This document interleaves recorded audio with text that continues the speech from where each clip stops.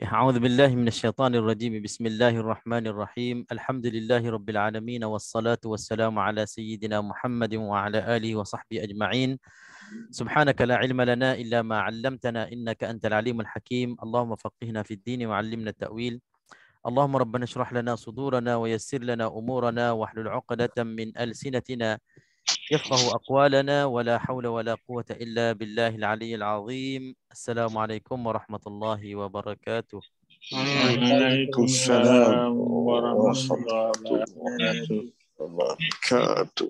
Okay, Alhamdulillah, syukur kita kepada Allah Subhanahu Wa Taala. Pada malam ini insya-Allah kita akan teruskan kelas dan juga mudzakarah kita, perbincangan kita, ulang kaji kita mengenai ilmu tajwid, asas tajwid, asas ilmu tajwid.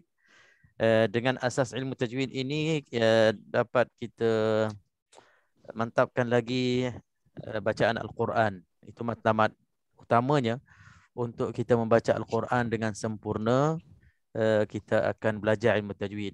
Dan Alhamdulillah sudah banyak kita belajar. Alhamdulillah dari awal lagi, dari dulu-dulu lagi. Kalau dikira mungkin tak terkira. Kalau ditanya mungkin susah nak jawab. Berapa banyak kita belajar dah tajwid. Berapa guru dah kita tukar-tukarnya mempelajari ilmu tajwid. Apapun itulah peluang kita, semakin banyak kita belajar, semakin bertambah ilmu kita dan juga bertambahlah pengetahuan kita dan bertambah jelaslah hukum hakam berkaitan ilmu tajwid. Yang paling pentingnya bila kita menguasai ilmu tajwid, sekurang-kurangnya membantu kita lah waktu kita membaca Al-Quran. Maklumlah kita sebagai lidah yang bukan Melayu, ini dilahirkan bukan lidah Arab, perlulah kita usaha dengan cara kita lah, sedaya upaya kita, seboleh mungkin kita. Kalau orang tu fasih Arab, dia tak banyak untuk dia mempelajari ilmu tajwid untuk membaca Al-Quran dengan baik dan sempurna. Jadi dia relax. Sebab dia kata dia dah pandai Arab, dia dah lancar Arab. Jadi bila relax, dia tak betul-betul bersungguh. Di situ bezanya. Ada yang dapat, ada yang tak dapat. Ada yang baca Al-Quran tu dengan baik, dengan sempurna, dan ada yang tak sempurna walaupun dia orang Arab.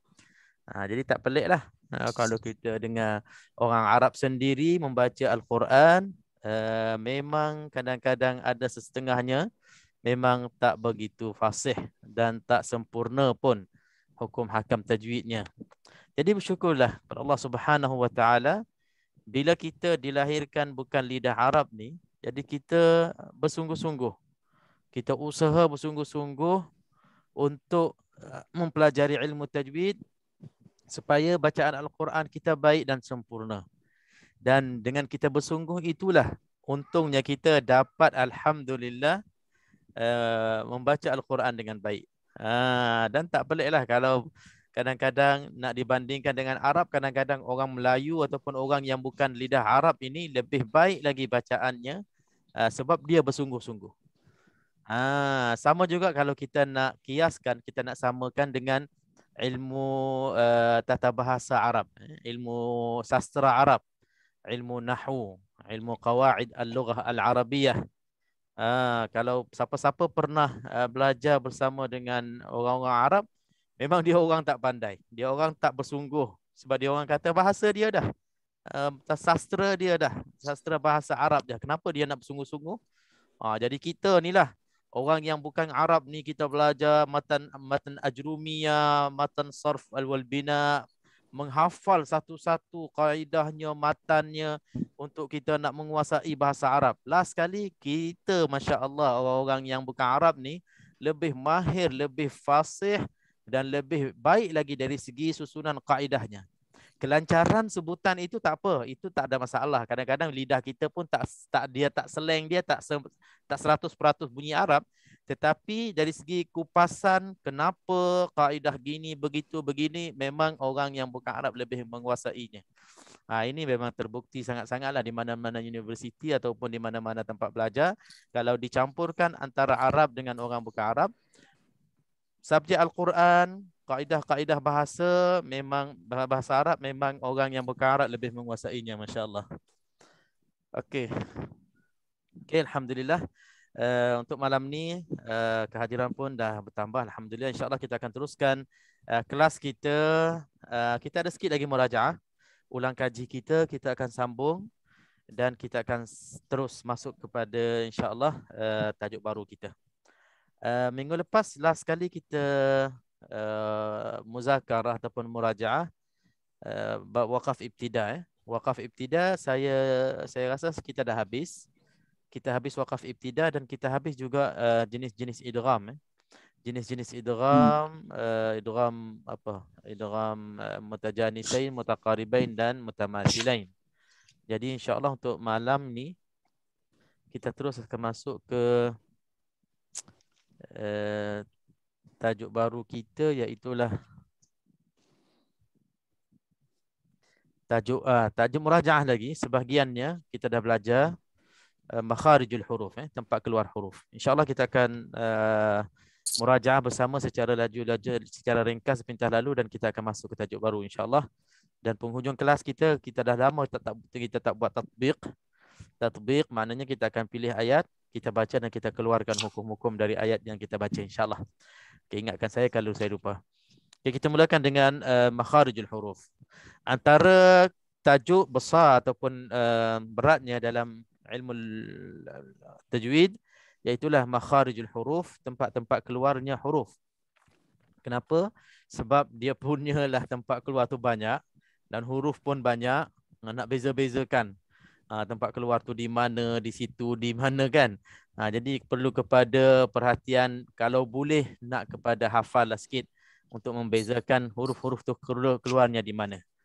Okey, jadi kita tengok mukadimahnya macam mana. Dia kata dalam bahasa tempat keluar huruf, dalam istilah ilmu tajwid, huruf hijaiyah bagi membezakan antara satu huruf dengan huruf yang lain.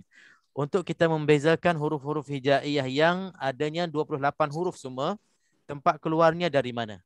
Kita nak bezakan antara satu-satu huruf tu dari antara 28 huruf, daripada alif, ba, ta, tha sampai ya. Kita nak bezakan di mana tempat keluar alif, di mana tempat keluar ba, ta, tha sampainya ya, supaya bila kita baca, kita letakkan tempat keluar itu di tempatnya. Kita keluarkan hurufnya betul-betul di tempat yang keluarnya. Barulah dalam bacaan kita dia akan bunyi macam Arab sikit lah. Lama-lama nanti betul-betul jadi Arab. Tapi nak kena latih lah, nak kena latih. Betul. Lidah kita, Masya Allah, lidah Melayu ni senang untuk nak ikut bahasa-bahasa lain. Antara yang senang lah. Kalau tengok lidah-lidah yang lain, bangsa lain lagi susah. Kan? Kita tak sebutlah bangsa mana, tapi bahasa Melayu memang antara yang mudah untuk ikut bahasa Arab. Mungkin kebanyakan huruf ada samanya, dan beberapa huruf je yang kita perlu tekan sikit untuk kita membezakan. Jadi insya-Allah dalam tajuk penggarap makharijul huruf ni pun insya-Allah kita akan kenal huruf mana yang tak ada dalam kegunaan bahasa harian kita, bahasa ibunda, bahasa Melayu kita. Maka di situlah kita nak kena tekan sikit supaya kita dapat sebut ikut sebutan Arab. Okey. Jenis-jenis makharij ataupun makhraj ada 5 semua. Makhraj am ataupun makhraj yang secara umum yang besar-besarnya ada 5 tempat keluar. Dalam anggota badan kita, 5 tempat keluar inilah yang kita akan gunakan mengeluarkan darinya huruf-huruf Al-Quran. Makhraj yang pertama al-jauf, rongga mulut. Makhraj yang kedua, tempat keluar yang kedua, iaitu al-halq, halqum kita, batang halqum kita. Makhraj yang ketiga al-lisan, lidah. Makhraj yang keempat asy-syafatan, kedua-dua bibir mulut. Dan makhraj yang kelima iaitu al-khayshum, hidung, rongga hidung. Hidung pun ada juga huruf keluarnya. Jadi kita akan kenal satu persatu insya-Allah. Okey. Jadi kita nak kenal secara detail sekarang ini. Kita mulakan dengan makhraj yang pertama, iaitu al-jauf. Al-jauf rongga mulut. Kalau kita tengok dalam gambar ni, rongga mulut tempat yang kosong ini bermula dari aqsal halq, dari hujung halqum sampai keluarnya. Ini yang ada arrow ni, ada isyarat ni. Inilah tempat keluarnya huruf-huruf al-halq ini, huruf-huruf al-jawf. Okey, huruf-huruf al-jawf ada 3, iaitulah alif waw ya maddiyah. Alif waw ya huruf mad. Bukan a di atas a di bawah i, bukan wa di atas wa di bawah wi, bukan ya di atas ya di bawah yi, tidak. Itu tempat keluarnya yang lain. Yang dimaksudkan rongga mulut di sini tempat keluar untuk alif waw ya maddiyah. Alif waw ya yang huruf mad. Okey. Macam mana kita nak kenal huruf mad keluar? Kita nak pastikan huruf mad ini keluar betul-betul di rongga mulut. Siapa ingat? Sekarang ni kita dah kenal makhraj yang pertama, iaitulah rongga mulut. Rongga maknanya tempat kosong dalam mulut kita dari halqum sampai ke keluarnya. Itu tempat keluar untuk alif waw ya huruf mad. Macam mana kita nak pastikan dan kita nak kenal betul-betul huruf alif waw ya huruf mad ini keluarnya dari al-jawf, dari rongga mulut kita? Siapa ingat contoh tu?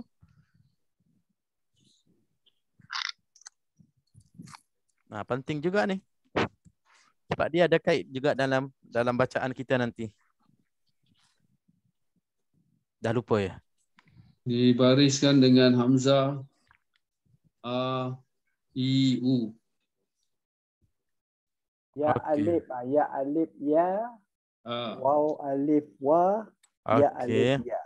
Okey, okey, itu betul. Itu contoh dia, betul. Itu contoh dia. Tapi kita nak pastikan alif waw ya ini betul-betul keluar daripada al-jawf. Macam mana?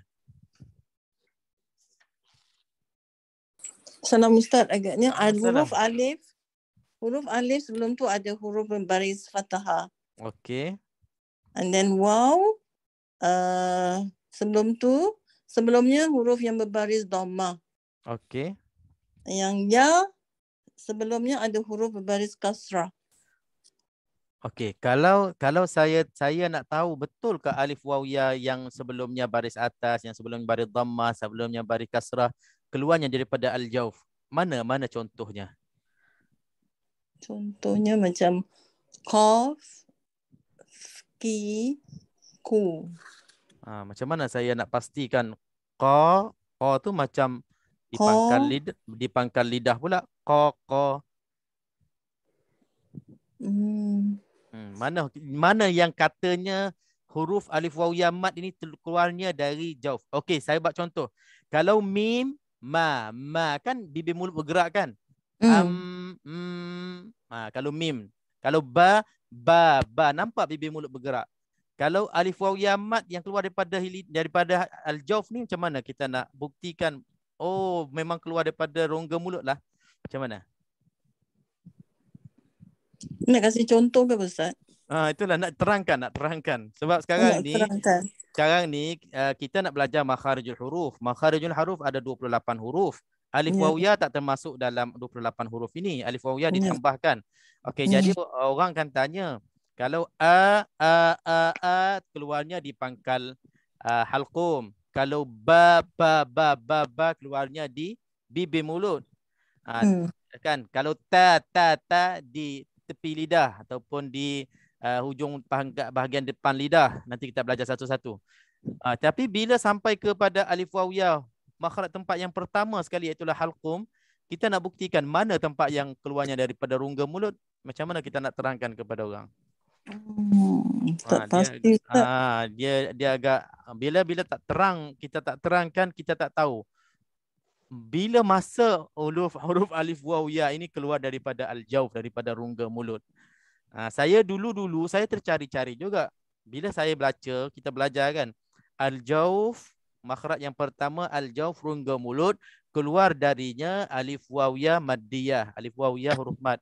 Kita ingat kan, kita kenal, tapi macam mana alif waw ya itu keluar daripada rongga mulut? Okey, jawapannya cuba kita panjangkan. Mana-mana contoh untuk mad, cuba kita panjangkan 6 harakat. Contohnya, kita ambil qa. Qa bermula dengan qa itu betul-betul pangkal lidah. Itu bukannya huruf alif waw ya yang keluar daripada jauf. Yang keluar daripada al-jauf ini, daripada rongga mulut, bunyi panjang tu. Sama ada 2 harakat, 4 harakat ataupun 6 harakat. Itu jarayan an-nafas. Dia berlarinya nafas kita ataupun angin, suara panjang mad tu, itu yang keluarnya dari rongga mulut. Nampak jelas tak? Saya kalau baca qa, di sini bunyinya.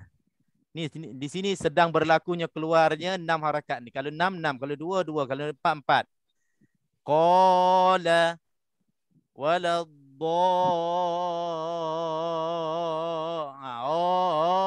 yang panjang itulah jauf. Jauf bagi alif ataupun daripada huruf alif mad. Kalau jauf bagi waw, yang panjang tu. Kalau untuk ya, itu berlarinya nafas kita di dalam rongga mulut. Itu tempat keluarnya.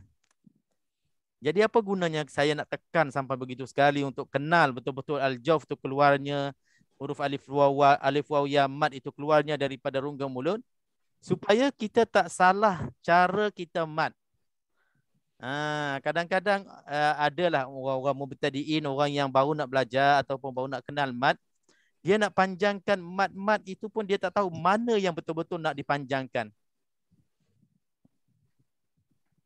Contohnya, selalu berlaku pada huruf apa?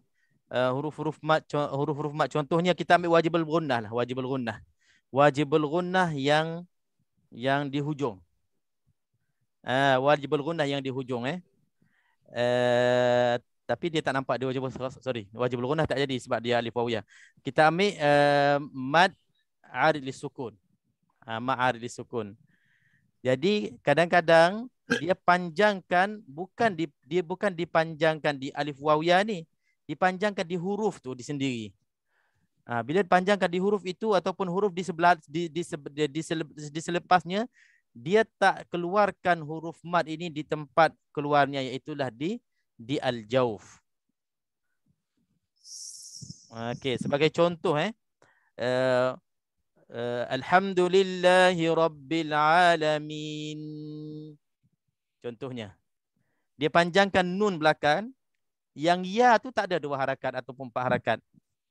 Ini banyak berlaku ni. Ar-Rahmanir-Rahim. Dipanjang tapi mim tu yang dipanjang. Bukannya ya yang sebelumnya mim ataupun ya yang selepasnya huruf hi tadi. Him. Ini untuk ma'arif sukun. Mad lain pun kadang-kadang dia boleh berlaku dipanjangkan tempat huruf, bukannya tempat alif waw ya huruf mad tadi. Jadi insya-Allah kalau kita dah terang dan kita dah nampak alif waw ya tempat keluarnya, alif waw ya maddiyah ini tempat keluarnya di al-jauf, maka waktu kita nak panjang, biarlah jarayanun nafas kita tu berlari di rongga mulut ikut kadar yang kita nak panjangkan, 2, 4 ataupun 6. Jelas tak? InsyaAllah. Dia dah mula payah sikit. Bila murajaah ni kita akan tambah sikit penjelasan, pencerahan supaya bertambah lagi lah ilmu, bertambah lagi jelas. Jadi kalau tak jelas boleh bertanya insya-Allah. Okey, insya-Allah boleh.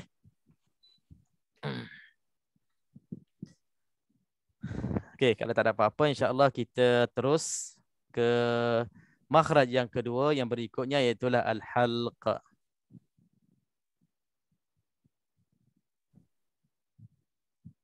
Okey, makhraj al-halq, makhraj yang kedua. Okey, makhraj al-halq ini antara makhraj yang susah sikit sebab ada huruf-huruf di halqum ini tak ada dalam bahasa harian kita ataupun bahasa Melayu kita ataupun bahasa yang selalu kita bertutur bercakap. Jadi maknanya huruf ni huruf khas dalam bahasa Arab ataupun tak sama dengan bahasa kita. Okey. Bila sebut al-halq, satu halqum kita ini terbahagi kepada 3 bahagian. Kepada 3 tempat keluar. Jadi satu halqum kita ini, satu batang halqum kita ini ada 3 tempat untuk keluar hurufnya. Dan huruf-huruf yang keluar dari halqum untuk senang kita ingat adalah huruf untuk hukum izhar halqi. Dalam hukum 5 kan ada izhar halqi kan. Itulah namanya izhar halqi sebab semua hurufnya keluar dari halqum. Tengok hamzah, ha, ain, ha, ghain, kha. Ini arhin kha'ahu dalam hukum izhar halqi. Semua tempat keluar untuk huruf-huruf izhar halqi ini dari halqum. Dan kita akan kenal satu persatu insya-Allah. Mula-mula sekali pangkal halqum. Okay, kita tengok pangkal halqum dalam gambar ini paling bawah sekali halqum kita sampai ke dada. Sebab itu orang kadang-kadang sebutnya huruf ha dada sebab pangkal halqum ini dah nak sampai ke dada. Tak apalah, kita istilahkan pangkal halqum lah untuk istilah tajwidnya, pangkal halqum di bawah sekali. Di pangkal halqum keluar darinya 2 huruf. Hamzah dengan ha. Huruf hamzah dengan huruf ha. Bila sebut huruf hamzah maknanya a, i, u. Baris atas, baris depan, baris bawah dan baris mati sekali. Huruf ha, ha dada ataupun ha yang tak pedas ni ha besar. Ha sama juga ha, hi, hu dan termasuknya ha baris mati sekali. Semua tempat keluarnya di pangkal halqum. Okey, bagi saya untuk huruf a, huruf hamzah ni dengan huruf ha tak ada masalah sangat. InsyaAllah sebab selalunya kita guna a, ha, i, hu sama je. Tempat keluar yang bahasa Al-Quran dengan bahasa kita pun dia tak ada beza sangat. Cuma yang bezakan kadang-kadang a kita tebal. Ini banyak berlaku juga. Kalau kita baca Fatihah, Bismillahirrahmanirrahim.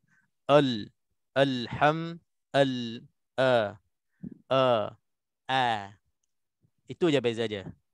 Alhamdulillah, bunyi macam biasa tapi dari segi fasihnya beza. Dia kena alhamdulillahi rabbil alamin. Lepas tu yang ketara lagi ayat yang berikutnya. Ar-Rahma. Kenapa a? Sebab ra tu tebal. Jadi bacanya Ar-Rahma. Salah tu. Beza dengan a. Ar-Rahma. Itu dari segi fasahah kita boleh beza di sinilah. Bila kita kenal hamzah ni, a, i, u ni tempat keluarnya di pangkal halqum dan sifatnya insya-Allah kalau ada rezeki kita akan belajar sifatul huruf nanti. Sifat hamzah antara sifat yang tipis.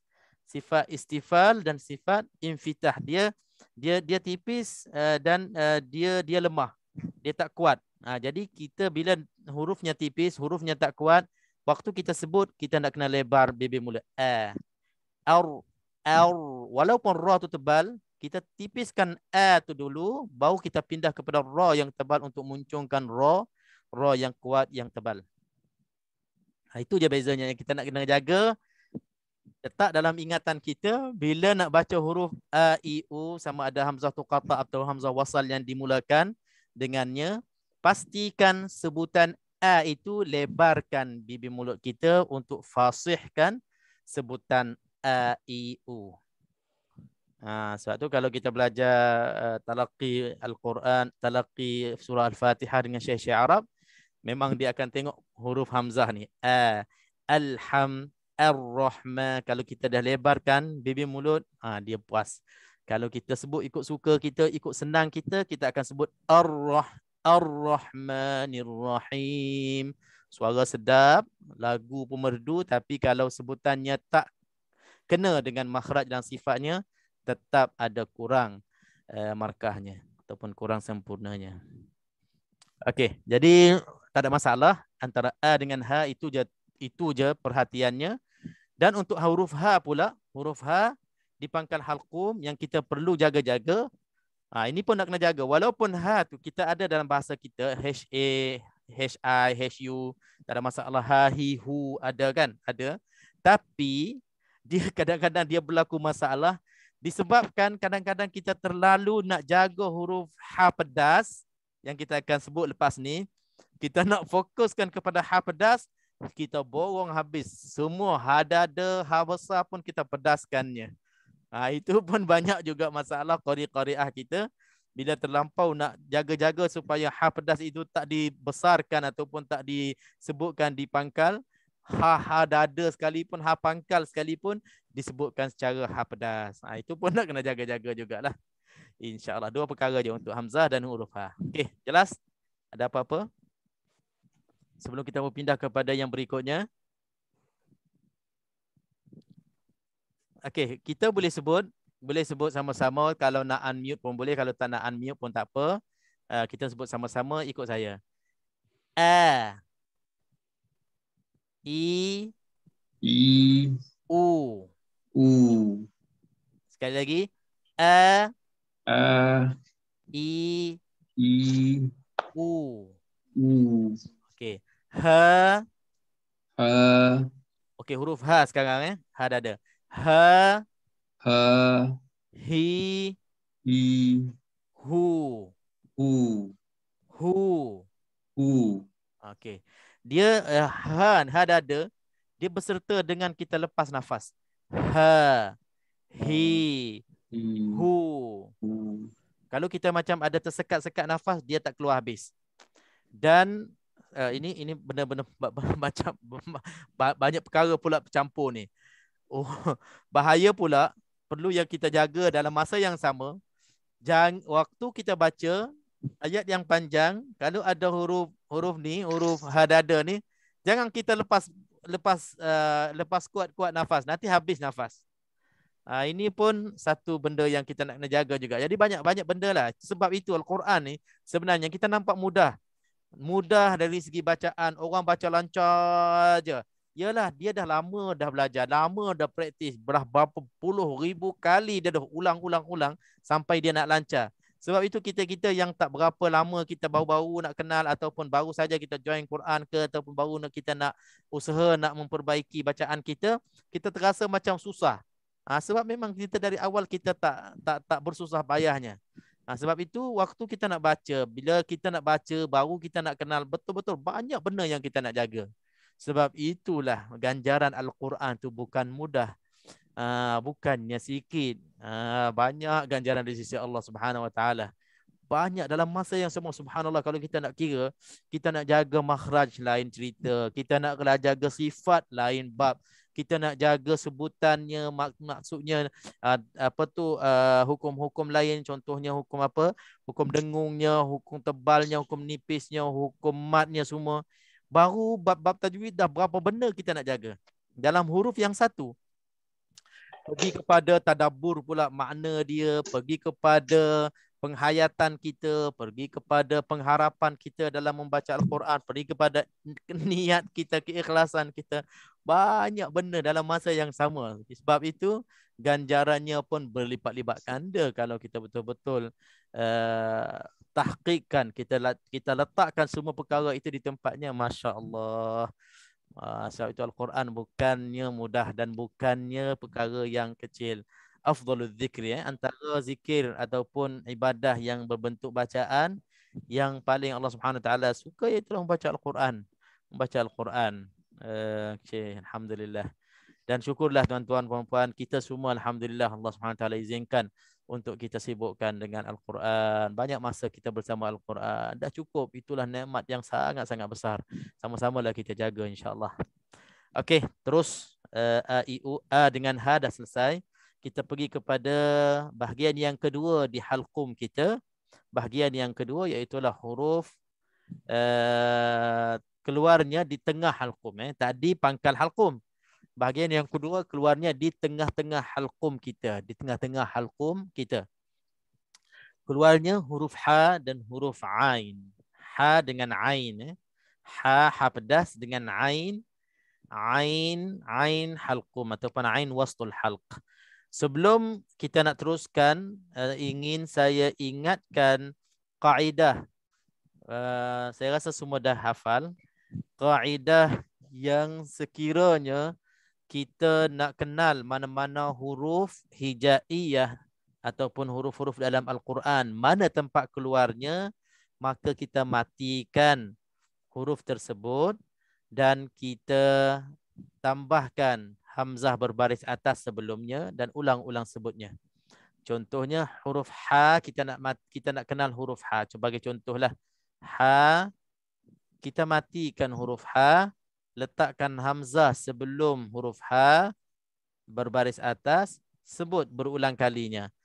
Ah, ah, ah, ah, 3 ke 5 kali, barulah kita bariskan ha balik. Bariskan ha. Ah, ha, ah, ha, ha, ha, ha. Kita akan tahu itulah tempat keluarnya. Okey, kita ambil huruf lain. Kita ambil huruf mudah, huruf contohnya ba. Ba, kita matikan ba. Sebelum ba ada hamzah baris atas. Cuba kita sebut ab, ab, ab, abba, abba, abba. Kita akan tahu yang last kali bekerja dalam anggota badan kita adalah 2 bibir mulut. Huruf ba keluarnya dari 2 bibir mulut. Huruf apa lagi? Pilih satu. Okey, pilih huruf apa? Tak ada siapa nak pilih. Huruf mim. Sin. Okey, mim sama dengan ba dah. Huruf sin sin. Sin tadi Okey, sin. Sin. Kita matikan sin. Alif hamzah sebelumnya berbaris atas. Sebut as, sa.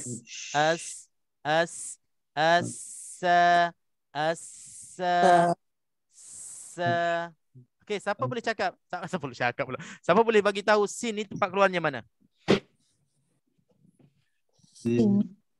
Depan. Ujung lidah. Sin. Okey, mananya reka sendiri. Sin. Ujung lidah. Ujung lidah. Okey. Jawapan lain?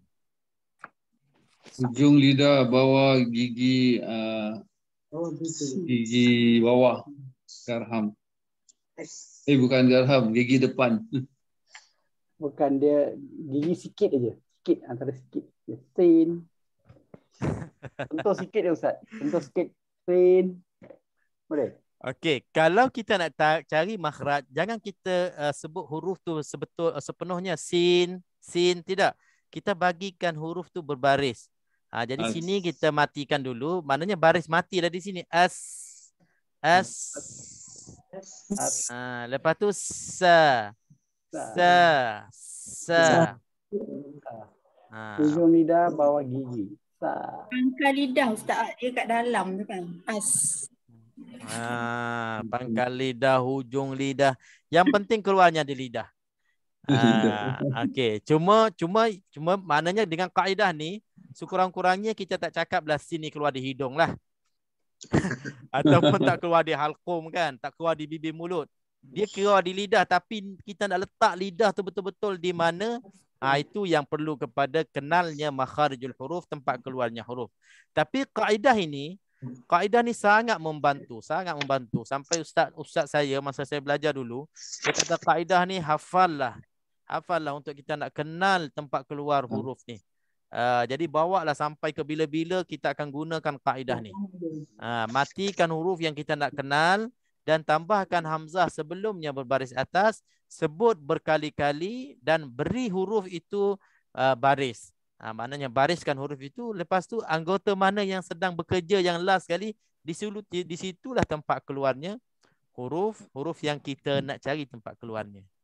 Okey, tak apa. Nanti kita insya-Allah kita akan kenal dengan jelasnya bila sampai ke makhraj sin tadi. Okey, tambah. Kita sambung di sini. Huruf halqum. Huruf halqum selesainya hamzah dengan ha. Bahagian yang kedua tengah halqum. Tengah halqum, keluar dari tengah halqum ada dua huruf ha dengan a. Ha dengan ain, ha dengan ain, ha dengan ain ini, kedua-dua huruf ini yang menjadi apa? Perhatian kita sangat-sangat dalam bacaan kita, sebab kedua-dua huruf ini dalam bahasa Melayu saya rasa tak ada kalimah Melayu yang betul-betul menggunakan huruf ain ataupun huruf ha pedas. Mungkin tak ada, wallahu taala alam. Kalau ada mungkin boleh bagi tahulah.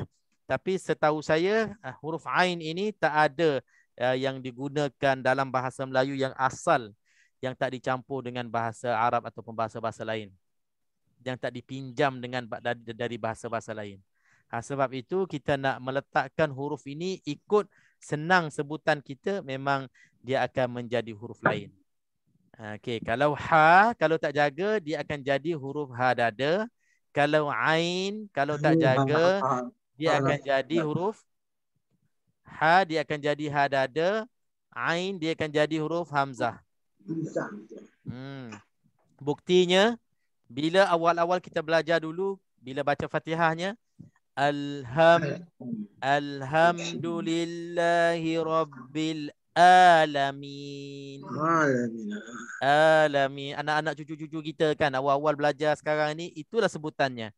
Alhamdulillahi rabbil alamin. Janji bunyi sana. Janji bunyi. Tapi tempat keluarnya dia tak jumpa lagi. Jadi cikgu dan guru lah dan ustaz lah, ustazah lah yang kena tekan alham rabbil a. Tapi bila kita suruh dia ikut dia boleh dapat terus.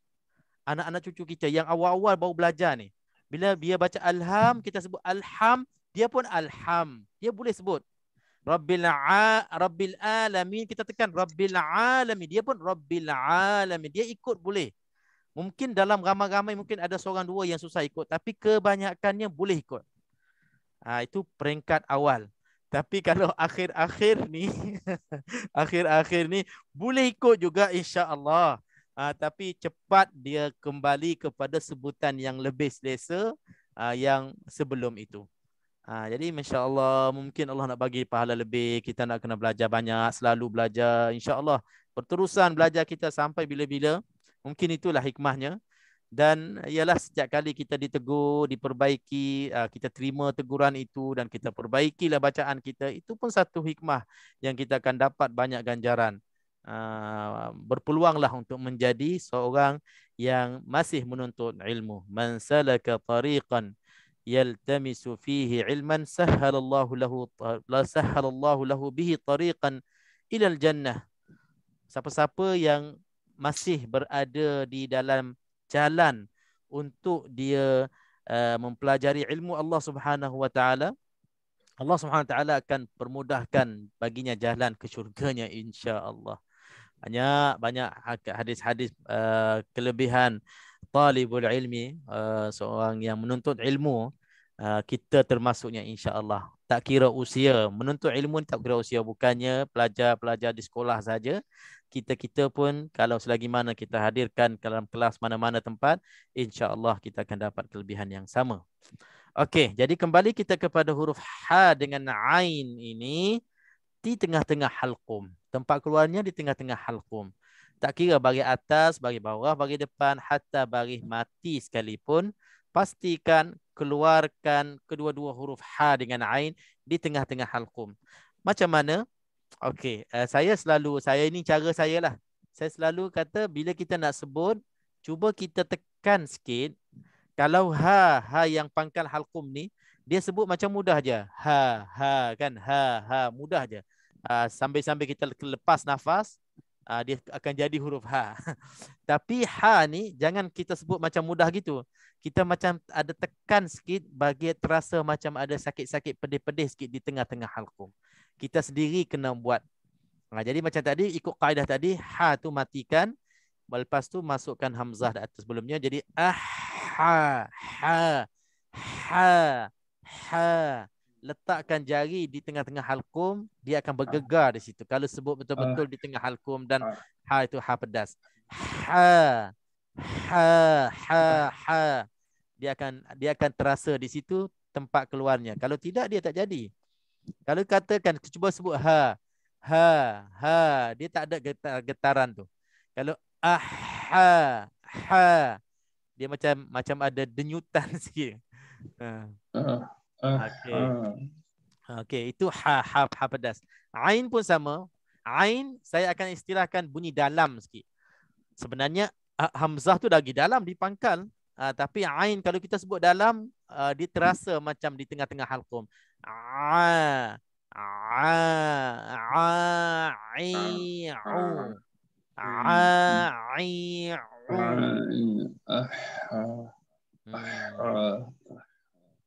Apapun perlu kita latih. Perlu kita latih satu huruf. Sebenarnya kita semua ni masya-Allah qari dan qariah kita ni alhamdulillah bila dah banyak ikut kelas mana-mana kelas, dah tentunya kita tahu huruf mana yang senang kita sebut antara 28 huruf hijaiyah ni. Huruf mana yang rapat dengan kita, senang kita sebut, dan huruf mana yang masih liar dengan kita, tak berapa senang kita sebut. Jadi qari B, qariah B, qariah A, qariah C, mana-mana masing-masing qariah ni dan qari, dia tak tahu dah huruf-huruf apa yang agak susah dia nak sebut. Jadi bila kita dah kenal, itu senang. Maksudnya kita fokuskan huruf-huruf itulah. Setiap kali baca, jumpa je huruf itu, berhati-hati dan kita baca betul-betul, sebut betul-betul. Lagi-lagi bila dah kita kenal tempat keluar huruf, kita dah belajar makharijul huruf ini. Okey, kalau saya tahulah siapa-siapa yang siapa-siapa yang sudi bagi tahulah huruf apa yang menjadi mencabar sikit dalam banyak-banyak huruf. Siapa boleh bagi tahu? Kongsi saja. Tapi kongsi yang betul lah. Dok Ustaz. Okey. Ada yang menyebut, ada yang menjawab huruf bod. Huruf bod paling tepat sekali sebab bod as'abul hurufi makhrajan. Paling susah sekali bod ini tempat keluarnya. Tak apa, nanti kita sampai dot, nanti kita cerita pasal dot. Lain lagi? Dan selain pada dot. Ain. Betul. Ain ini huruf yang kedua susahnya. Sebab dia punya ain itu nak bunyikan bulat ain itu, nak bunyi fasih ain itu bukan semua orang dapat. Kadang-kadang orang itu sampai bertahun-tahun tak dapat. Tapi nak buat macam mana, kita dah mencuba, usaha kita tak sia-sialah. Kita dah mencuba, kita dah buat macam-macam, kita dah belajar, kita dah latihkan ni, tapi tak dapat lagi yang ain betul-betul. Kita teruskan lagi. InsyaAllah satu masa nanti Allah bagi. Tapi memang ain antara huruf yang susah. Okey, lagi? Kita boleh dengar lagi? Ha pedas betul. Ha pedas betul rasanya. Ha pedas ni dia kelakarnya. Bukan kelakar apa. Dia muskilnya dan hairannya. Kita dah tahu ha tu memang nak kena pedas. Nak kena tengah-tengah halqum. Nak jangan sama dengan hadada. Memang kita tahu, semua orang tahu, masya-Allah. Tapi bila baca dia tak jadi. Dia kadang-kadang dia tertinggal pedas tu. Tak tahulah, tak tambah cili ke ataupun memang kita kurang fokus waktu itu. Dia itulah masalah ha ataupun uniknya ha pedas ni kita nak kena jaga. Ada lagi tak huruf lain? Ghain. Ghain, okey. Ghain pun sama juga sebab ghain ni huruf yang lain pada yang lain sikit. Banyak-banyak makhraj ataupun banyak-banyak bahasa ghain ni jarang-jarang ada lah. Jarang-jarang ada ghain. Dalam bahasa Melayu pun ghain tak tahu dah perkataan apa yang terbinanya asal bahasa perkataan itu daripada huruf ghain, memang susah nak cari kecuali dipinjam dalam bahasa Arab. Okey, ghain insya-Allah kita ada caranya untuk kita kenal macam mana nak keluarkan tempatnya. Selain lagi? Sha. Sod. So pun susah juga. Tapi bila kita tahu, kita belajar makhraj dan sifat, kita akan nampak apa beza sod dengan sin, dengan sa, dengan sa. Dia tak berapa mencabar sangatlah. Kita muncul mulut, kita dah selesai masalah sebenarnya. Tapi tak apa. Bila ada antara kita yang rasa sod tu susah, memang sod pun termasuk jugalah sebab dia huruf yang tak ada dalam bahasa Melayu. Saya tunggu jawapan huruf ra. Tak ada pula orang jawab ra. Roh. Ra. What tak what. Dha dah sebut tadi, dha dah sebut. Ra pun sebenarnya ra pun dia macam ada hantu juga ra. Sebab itu dia antara huruf yang spesialnya dibincang secara berasingan. Bab huruf ra tebal dan huruf ra tipis. Dia huruf ra ni dibincang dalam tajuk asing untuk nak pastikan ra mana tebal, ra mana tipis. Ra tarqiq, ra tafkhim. Ra muraqqaqah, ra mufakhamah. Itu tandanya ra tu antara huruf yang bermasalah juga kalau kita tak jaga-jaga. Sebab dia ada keadaannya tebal, ada keadaannya tak boleh tebal. Jadi kita tak tahu yang mana tebal, yang mana tipis. Kadang-kadang kita tebal semua. Kadang-kadang kita tipis semua. Kadang-kadang yang tebal kita tipiskan, yang tipis kita tebalkan. Itu masalah. Ra pun dia kena jawab juga. Ra antara huruf yang perlu memberi perhatian lebih supaya sebutan kita betul. Okey. Kita buat latihan sikit. Ha dengan ain. Ha dengan ain kita masukkan baris. Okey, ikut saya. Ha. Hi. Hu. Okey, sekali lagi. Ha. Hi. Hu.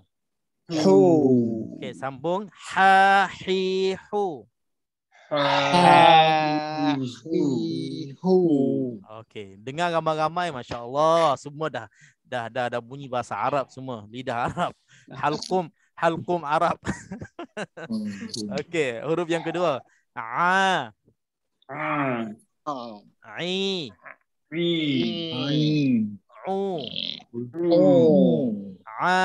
I. U.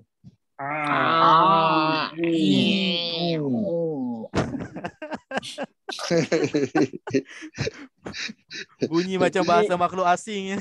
Sekolah dewasa. Okey, saya minta seorang dua sebut sekali lagi ha hi hu a i u. Seorang-seorang je.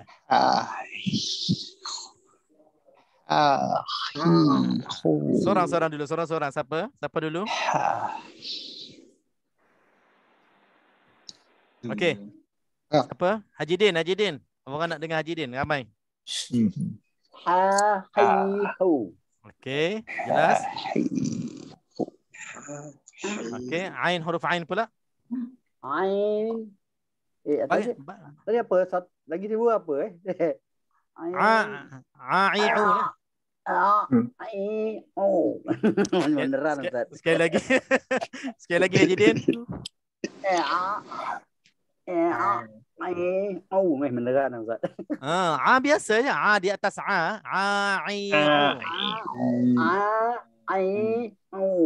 Okey, tak apa, alhamdulillah. Jelas, kedua-dua huruf jelas tempat keluarnya, tak ada masalah. Okey, seorang lagi, siapa boleh cuba? Saya cuba Ustaz. Okey, silakan. Ha, hi, hu.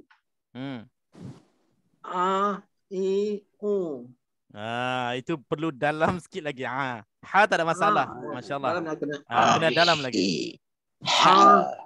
A, I, U. Kena tekan tak? Ya kena tekan ya. Tekan kita akan terasa macam di tengah-tengah halqum ni macam ada sakit sikit. Okey, terima kasih. Insya-Allah. Okey, itulah caranya. Ini sebagai contoh lah. Yang lain bolehlah buat latihan sendiri-sendiri. Malam ni sementara nak tidur, betulkanlah ha dengan a ni. Ha dengan a. Kita bila kita praktis, kita sebut selalu. Dalam baca nanti mungkin peringkat awal kita akan terasa macam yakin tak yakin, macam tersasul kita sebut kan. Sebab kita dah berhati-hati. Tapi bila kita dah lama-lama nanti insya-Allah dia datang sendiri sebutan yang fasih ataupun yang betul itu. Okey, bahagian yang ketiga dalam halqum iaitulah hujung halqum. Hujung halqum bahagian atas sekali dekat dengan lidah kita, dekat dengan pangkal lidah. Keluar darinya dua huruf gha dengan kha. Huruf ghain, huruf kha. Huruf ghain, huruf kha ataupun huruf kha dengan ghain. Kedua-dua huruf ni pun Ghain. agak susah juga sebab tak ada dalam bahasa Ghain. Melayu. Okey, jadi kita jelaskan di sini macam mana nak sebutnya. Yang penting kita tahu tempat keluarnya di hujung halqum, bahagian atas sekali. Dan Atas. diistilahkan kha. Kha ni, minta maaf, disebut dalam kitabnya tajwid, kha seolah-olah kita nak kahak. Dia sebut macam tu. Jadi untuk nak memudahkan, biarlah sebut tu tak berapa nak elok, tapi untuk mudah. Macam kalau kita nak kahakkan kha. Kha. Itu tempat keluarnya. Nak tak nak kena buat juga. Tapi jangan lebih. Untuk latihannya macam mana kita nak keluar kahak kita, di situlah tempat huruf kha. Kha. Jangan lebih-lebih pula, terkeluar lain pula kan. Tak keluar kha pula, terkeluar lain pula. Kaki je. Kha, khi, khu. Sebenarnya memang kalau kita macam kita ada tekan sikit, kita akan terasa bacaan ni jelas lah. Kalau kita dengar seorang baca kan, contohnya khalidina, kita akan terasa macam kha tu keluar huruf tu, kha tu sebiji bunyinya. Kalau banding dengan orang baca khalidina tak berapa jelas. Dia baca macam sambil lalu je. Itu bezanya dengan orang baca. Okey, apa tu? Akhlada.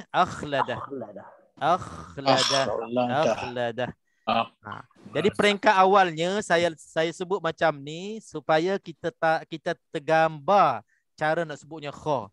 Tapi bila dah mahir kan, kita dah kenal tempatnya, kurangkan sikit bunyinya kha, kahak tadi. Khalidi, jangan terlebih kuat sangat. Nanti tak sesuai dengan makhraj dan sifatnya. Untuk latihan saja. Okey, yang keduanya, huruf yang kedua huruf ghain. Huruf ghain pun diistilahkan dalam kitab untuk memudahkan kita kenal tempat keluarnya. Dia sebutnya ghain ini ibarat macam kita nak ghargharah. Ghargharah ni maknanya kita komo mulut bahagian dalam. Waktu pagi-pagi tu kan, bila kita bulu gigi, kita nak komo, kita bunyi macam mana? Kan ada air di tengah di hujung lidah kita tu. Itu istilah macam tu untuk mudahkan kita faham. Jadi itulah istilah ghargharah. Huruf ghain itu keluarnya seolah-olah kita nak macam komo mulut bahagian dalam, bahagian pangkal lidah tu. Di situlah tempatnya keluarnya huruf ghain.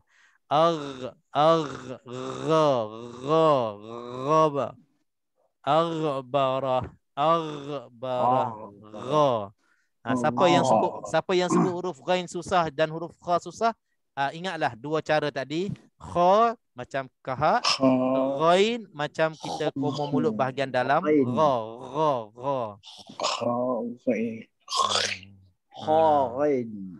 Jangan ghain, gha. Sebab kita nak baca dengan huruf gha. Okey, kita bubuh baris. Kha, khi, khu. Sekali lagi. Kha, khi, khu. Okey. Huruf yang kedua. Gha, ri, ru. Gha, ri, ru. Okey, saya dengar ramai-ramai ni ada yang kurang jelas dalamnya bunyi gha tadi. Ada yang kurang tapi tak tahu siapa. Cuma untuk latihannya macam tadilah. Pastikan bila kita nak sebut huruf gha, ri, ru, dia akan macam gegaran pangkal lidah dengan hujung halqum itu dia ada kerjasama. Gha, ri, ru. Dia kena ada gegaran tu di pangkal lidah kita ataupun di hujung halqum. Dia jangan bunyi dalam saja. Kalau bunyi dalam saja jadi macam huruf waw ke dalam. Ri, ru. Ada macam tu bacaan. Ghairil maghdubi, dia macam wa, tapi dia ke dalam. ada juga ada orang yang bermasalah huruf ghain, dia tak boleh nak sebut di hujung halqum, dia akan gunakan waw ke dalam ghairi. Itu salah lah. Tapi alhamdulillah insya-Allah kita dah kenal dalam makhraj huruf ini, kita dah tunjuk tempat keluarnya, iaitulah di hujung halqum. Hujung halqum. Ghariru. Okey, jelas insya-Allah. Sikit-sikit kita ambil huruf-huruf ni, dapat kita buat latihan, insya-Allah. Saya rasa membantu kita lah untuk lebih jelas dan lebih fasahah lagi, insya-Allah. Okey, sementara saya rasa sampai sini kita nak baca sikit. Sementara tu kalau ada apa-apa soalan, saya nak buka surah apa kita nak baca malam ni. Ada apa-apa soalan? Ataupun tambah perkongsian, silakan. Boleh kita share ilmu, siapa-siapa yang pernah ke kelas mana-mana dapat tips ataupun cara-cara yang lebih mudah untuk huruf-huruf halqum tadi. Sebab sangat-sangat kerap kalinya. Okey, terima kasih. Ada soalan di sini kata, apa beza huruf ghain dengan huruf ra berbaris atas? Bezanya tempat keluar. Kalau ra di hujung halqum, dia tak kena mengena dengan lidah. Kalau huruf ghain, ghariru, ghari atas, ghariru, tempat keluarnya di hujung halqum. Lidah tak main peranan langsung. Di tempat keluarnya di tengah-tengah, di hujung halqum, maknanya bahagian halqum yang bergeraknya ataupun yang bekerjanya untuk nak keluarkan huruf ghariru. Adapun ra berbaris atas, huruf ra berbaris atas, tempat keluarnya adalah lidah, tepi lidah, yang memainkan peranan lidah yang bergegar, yang bekerja, yang bergerak untuk nak keluarkan ra, ri, ru. Huruf ra, ri, ru. Itu bezanya. Pada yang bertanya, ra dengan ghain, bezanya itu dua huruf, dua tempat keluar yang berbeza. Huruf ghain di hujung halqum, huruf ra di tepi lidah yang kita belum masuk lagi. Okey, ada lagi? Sementara kita nak cari surah apa malam ni, kita baca sikit dan kita nak keluarkan, nak ingat sekaligus hukum-hukum yang kita dah belajar bersama selama ni, masya-Allah.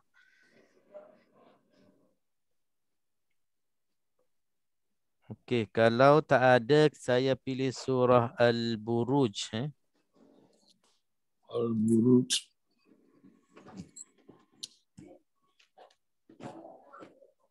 Okey, surah Al-Buruj. Dipersilakan siapa yang nak baca. Kita boleh baca 5 ayat seorang lah. 5 ayat. Dan kita keluarkan huruf-huruf hukum-hukum yang ada dalam surah ini, dalam ayat-ayat yang dibacakan. Okey. Al-Buruj muka berapa, Ustaz? Muka surat 590. Surah 590.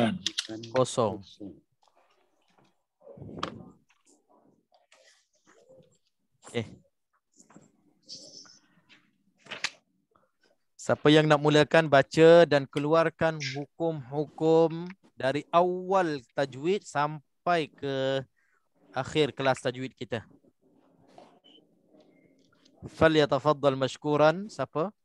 Kalau qari, dia boleh baca sendiri dan dia keluarkan satu-satu hukum. Baca satu ayat, keluarkan dulu. Baca ayat kedua, keluarkan.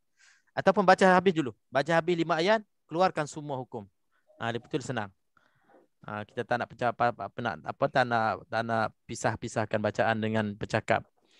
Bacakan 5 ayat, lepas tu keluarkan satu persatu hukum. Qari'ah kalau nak mencuba juga, saya baca dan dia hanya keluarkan sahaja hukum-hukum yang ada dalam ayat. Siapa nak mulakan, insya-Allah, surah Al-Buruj?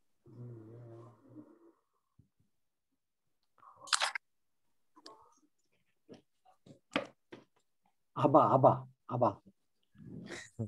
Abah dulu. Mencuba Abah kita pecip. Abah kita pecip. tak apa, siapa pun tak Kalau apa. kita jatuh, semua orang jatuh, Ustaz. Tak ada jatuh, tak ada naik. Dia sama je. Kita sekarang ni dalam kelas belajar ni semua sama. Abah lah. Apalagi yang terhormat. Okey, siapa-siapa. Allahu Akbar. Okey, Kita siapa kasih boleh. penghormatan padanya. Okey, siapa insya-Allah?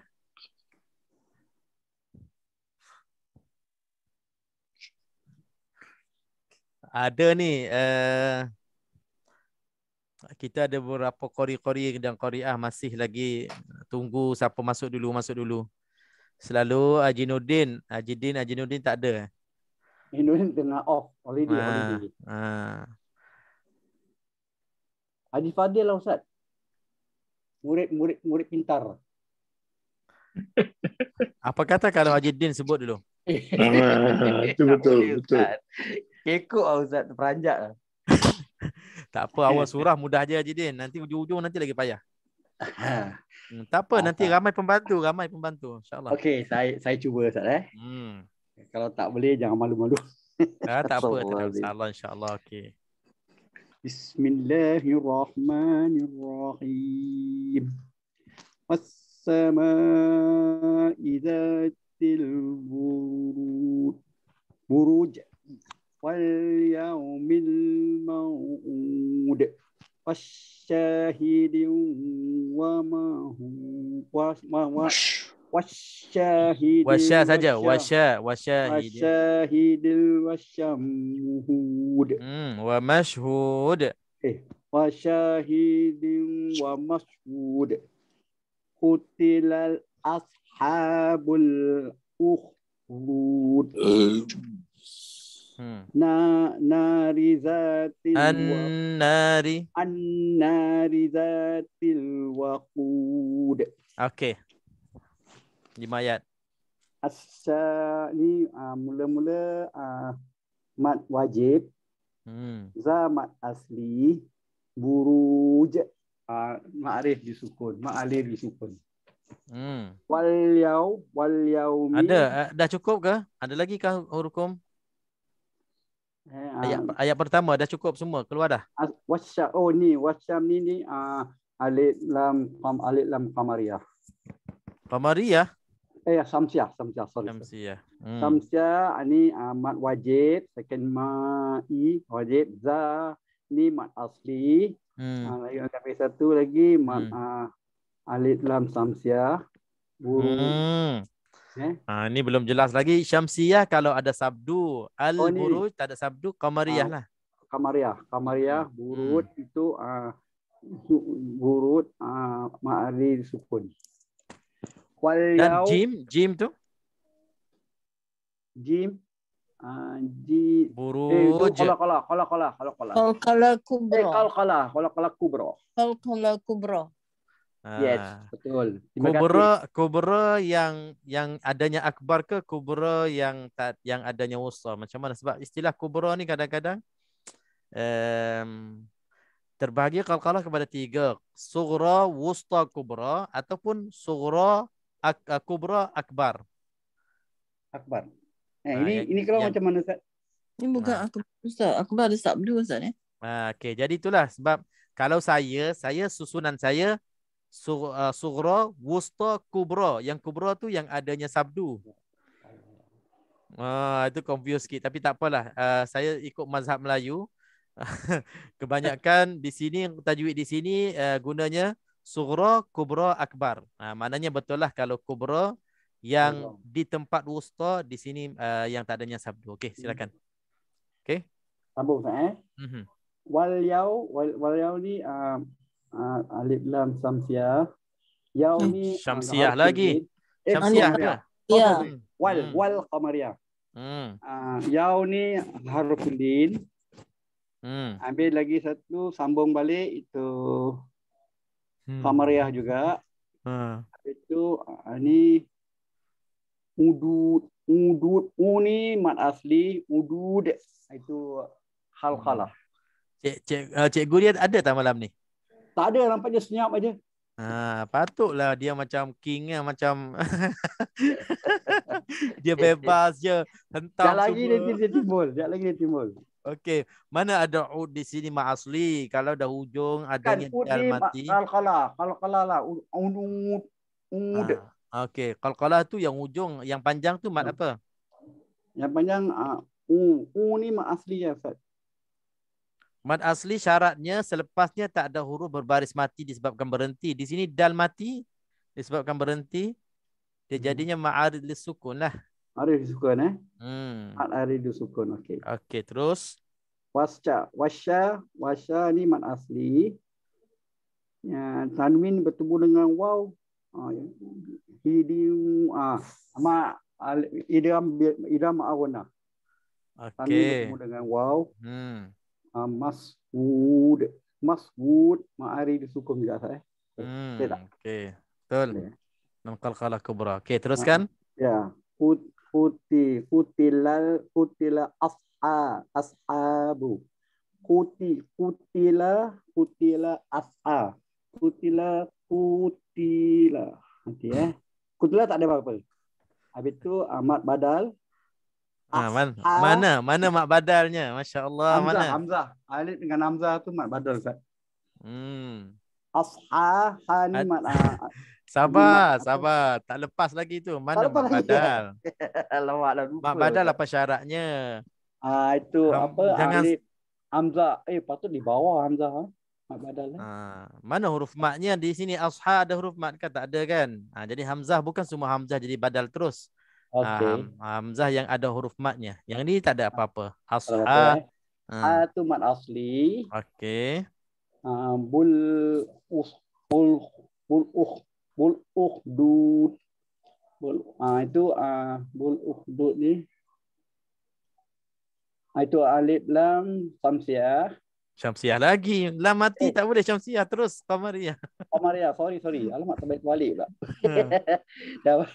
Nampak ni teruk ni. Tak apa. Belum lagi bagi markah. Teruskan. Ukhdud. Itulah ma'arid. Disukun. Qalqalah kubra. Okey, sama je hujung-hujung tu. Okey, terus. Last. Nari zatil waqud. Ada sama juga alif lam qamariyah. Yang syamsiah dia cakap qamariyah pula. Alamak. Okay. Ini kisah lain kali tak memula dulu Ustaz. Ni mat asli. Sama juga alif lam qamariyah itu til wadud.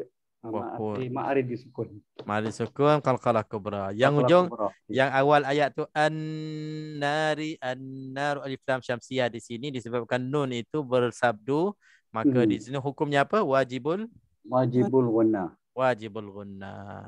Okey, alhamdulillah. Insya-Allah habis juga sampai 5 ayat. Okey. Siapa lagi kita okey. Kita sambung. Abang Is pun tak kurang hebatnya Ustaz. Okey, kita buka peluang siapa yang nak bahagian 5 ayat yang kedua, silakan. Dari ayat yang ke-6 sampai ke-10, silakan. Siapa?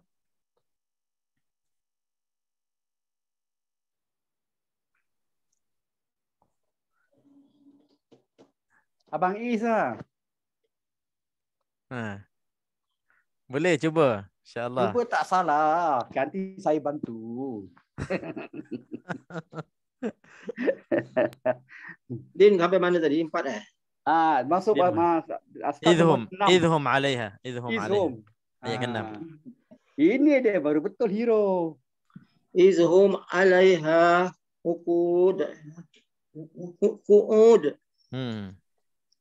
Baca dulu sampai ayat ke-10, lepas tu keluarkan. Izhum 'alaiha uqud. Keluarkan. Teruskan, habiskan dulu sampai 10. Ala ma yaf'aluna bil mu'minina syuhud. Wa ma nakamu minhum illa an yu'minu billahil azizil hamid.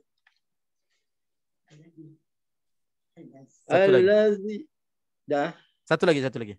Alladzi lahu mulku samawati wal ardh wallahu ala kulli syai'in syahid. Syahid itu macam jaga-jaga dah jadi ha pedas pula. Syahid.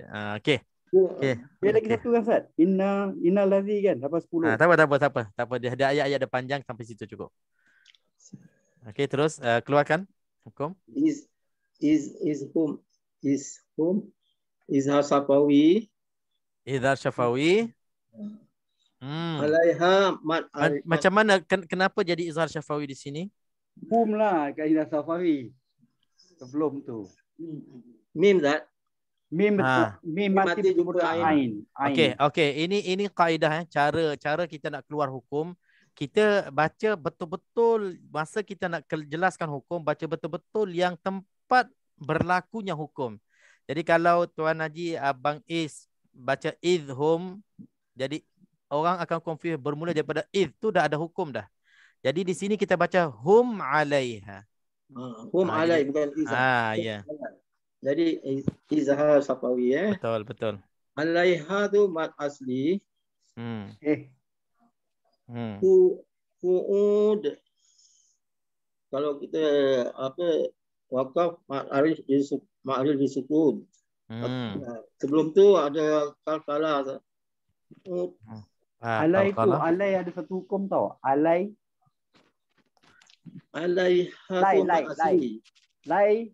tu ada. Lai mati sebelumnya huruf atas. Okey, Ajidin, dalam kelas kita bacaan lin kita tak kira hukum lah. Tak kira hukum tak kira hukum. Kita cari mat lin saja. Sebab bacaan lin tak perlu sebut, memang bacaan pun kita akan sebut macam tu lah. Dia tak ada confuse dengan hukum-hukum lain. Okey. Teruskan. Wahum, ini lagi satu mim mati jumpa ain, Izhar Safawi lagi. Alamat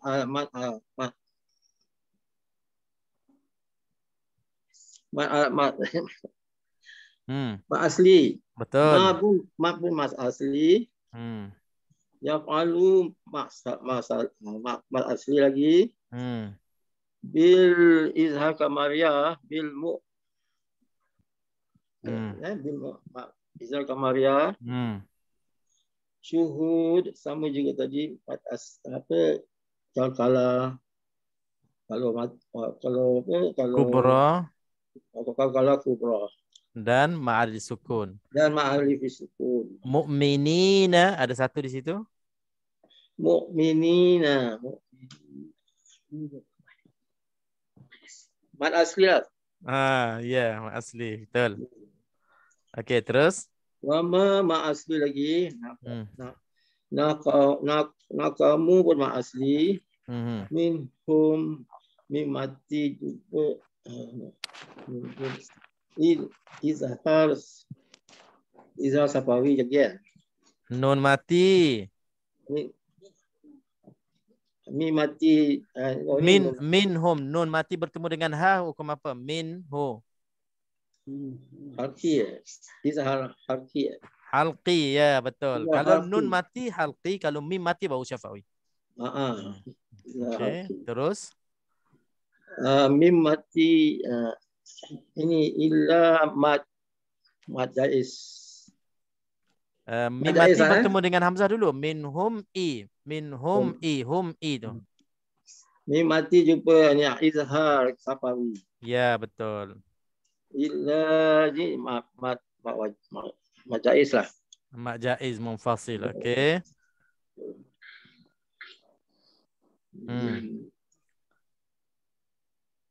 Okey, teruskan. Ain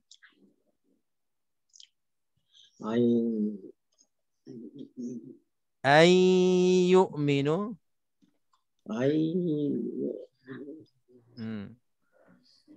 Tengok apa bertemu dengan apa di situ. Itu apa nun mati ya. Hukum izhar idramah. Idgham. Idgham ma'al ghunna. Idgham ma'al ghunna juga. Ya. Dengan 2 harakat ya. Okey, terus. Azizil Hamid. Azizil Hamid kalkala lagi. Qalqalah campur dengan ma'arid sukun juga. Hamid. Allazi. Allazi jumpa Sabtu ni idgham samsiah Ya, betul.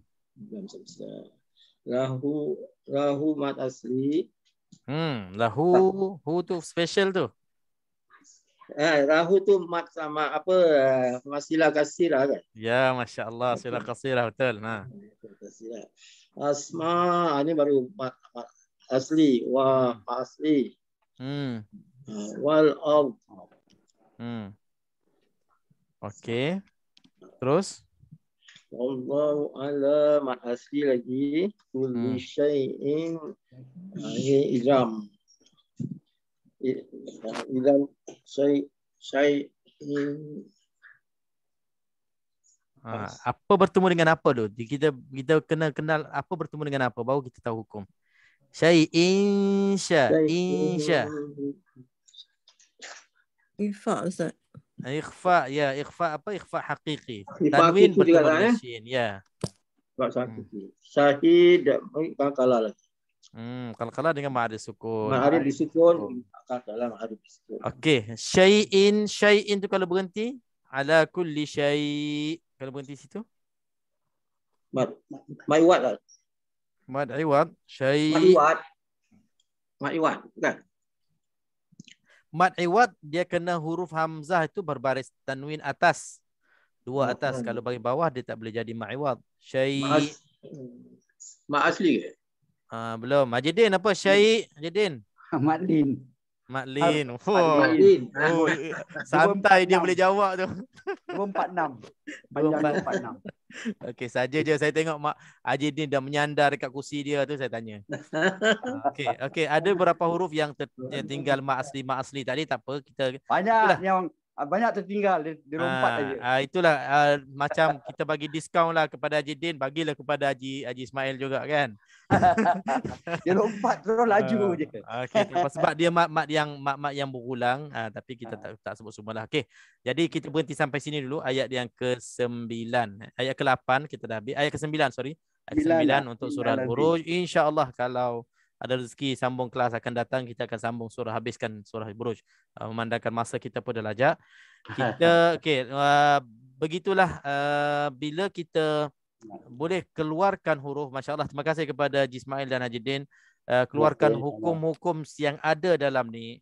Masya-Allah, walaupun ada tertinggal, tersalah, tertukar, itu perkara biasa sementara kita nak kenal betul-betul. Yang penting memang kita dah kenal sebahagian besar pun, alhamdulillah, syukur. Ada orang di luar sana mungkin tak kenal langsung hukum. Nak baca pun tak tahu nak baca kan. Tapi syukurlah kita dah sampai tahap boleh baca dan kenal pula masya-Allah satu persatu hukum yang ada dalam setiap ayat yang kita baca. Tinggal lagi kita nak gabungkan antara bacaan dengan hukum itu serentak dalam masa yang sama bila kita baca.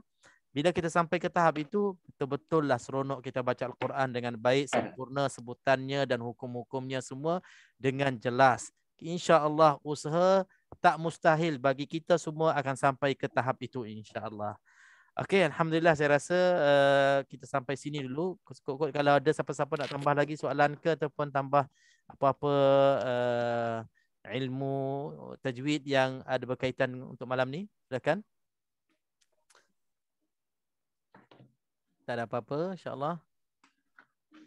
Okey, kalau tak ada apa-apa, insya-Allah kita bertemu esok malam Jumaat. Saya nak bagi satu pengumuman lah dan cadangan lah. Memandangkan minggu depan mungkin kita dah mula masuk 10 awal Zulhijjah. Jadi saya nak mencadangkan kelas-kelas malam kita akan tukar kepada bacaan khatam 10 Zulhijjah. Seperti tahun-tahun yang sudah kita selalu buat khatam 10 Zulhijjah. Jadi esok malam saya akan terangkan kaedahnya dan bila kita akan mulakan, dan kelas-kelas akan datang insya-Allah sepanjang 10 awal Zulhijjah kita akan tukarkan kepada bacaan khatam 10 Zulhijjah. Jadi dalam masa 9 hari insya-Allah kita akan khatam bersama. Tapi jangan risau, bukan kita baca sepanjang setiap malam tu kita baca 10 khatam, tidak. Kita akan guna kaedah yang sesuai lah. Nanti saya terangkan esok. Maknanya contohnya macam tajwid hari Rabu malam. Dan malam-malam lain kita ada lagi kelas-kelas lain. Jadi kelas-kelas lain pun kita akan baca bahagian khatam juga. Cara kita nak baca, mungkin kita akan tinggalkan untuk bacaan malam tu sebahagian kecil je daripada juzuk-juzuk yang kita tetapkan setiap hari. Contohnya kita ada 9 hari. Pada setiap hari kita nak kena habis sekurang-kurangnya 3 juzuk ataupun ke 3 juzuk setengah. Bukan kita baca waktu malam tu semua. Kita akan baca waktu siang. Dan saya akan bagi tahu esok insya-Allah, baca ikut kemampuan kita. Tak semestinya kita khatam, tak semestinya kita habiskan 3 juzuk setengah tu ataupun 3 juzuk yang kita akan tetapkan dari muka surat berapa, dari ayat berapa sampai ke berapa. Setiap hari kita akan masukkan mesej dalam semua grup kita. Tak semestinya. Kalau mampu, alhamdulillah. Kalau tak mampu, buatlah sebanyak yang mungkin dan kita berjumpa waktu malam. Setiap malam insya-Allah selepas Isya kita akan baca bersama sebahagian kecil daripada bahagian juzuk yang setiap hari yang kita tetapkan. Jadi mudah-mudahan yang mampu baca semua insya-Allah dapat khatam pada 9 hari, 10 hari awal Zulhijjah. Dan tuan-tuan, puan-puan tahulah apa rahsianya dan apa fadilahnya 10 awal Zulhijjah itu, masya-Allah. Nanti kita akan terangkan esok. Dan mudah-mudahan kita ada, kalau tak mampu pun khatam dalam masa 10 hari, kita bersama ahli-ahli Quran ataupun orang-orang yang cuba khatam bersama insya-Allah. Itu satu peluang yang saya rasa peluang yang jangan dilepaskan lah. Mudah-mudahan Allah beri kekuatan, kesihatan dan peluang untuk kita khatam bersama sepanjang 10 awal Zulhijjah ini insya-Allah. Untuk malam ini, jazakumullahu khairan jazak. Terima kasih kepada semua. Subhanakallahumma bihamdik, asyhadu an la ilaha illa anta, astaghfiruka wa atubu ilaik. Bismillahirrahmanirrahim. Alhamdulillah wassalatu wassalamu ala sayyidina Muhammad wa ala alihi wa sahbihi ajma'in. Allahumma arhamna bil Quran. Allahumma arhamna bil Quran wa barik lana fil ayati wa dhikril hakim. Tajawaz 'anna ma kana fi tilawatina min khatin aw nisyan aw tahrifin aw ziyadatin aw nuqsan. Wa sallallahu wasallam baraka ala nabiyyina Muhammad wa ala alihi wa sahabati ajma'in. Walhamdulillahirabbil alamin. Taqabbalallahu minna minkum. Assalamualaikum warahmatullahi wabarakatuh.